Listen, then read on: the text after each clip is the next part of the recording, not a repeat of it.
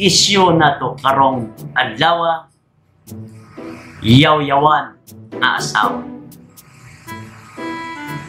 Usa ka bana nga ang iyang trabaho security guard sa usa ka opisina.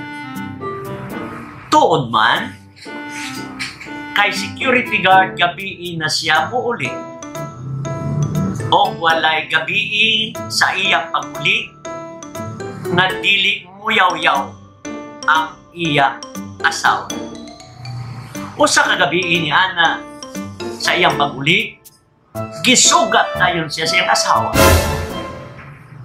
Ikaw banaha ka? Gabi ka na muuli. Siguro na ana kay kapit. Wa na ko kimo gihatagan og kwarta. Wa na ko ipamalit og lipstick, make-up unsa pa diha. Base gihatag na nimo sa imong mga kabit imong kwarta. Mitubag ang bana. Paghilom diha, ikapoy ra ba ko ha? Manumbag ra ba ko gwapa? Mitubag ang asawa. Sumba ka daw. Mitubag ang bana. Gwapa day ka.